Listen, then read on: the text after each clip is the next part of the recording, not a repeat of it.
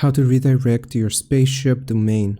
Open up Spaceship, click on all products, and here we are going to select domains from the left hand side. Once you have clicked on domains, you want to click on Domain Manager on the right.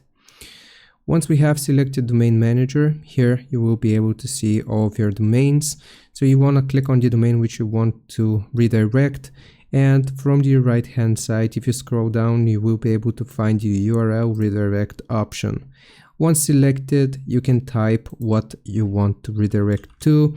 So www, this is going to be my test, and you also have to select the redirect type. You have temporary, you have permanent, or masked.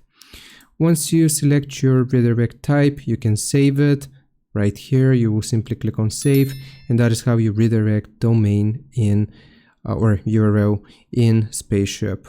I hope this helps. Leave a like and subscribe. I will see you next time.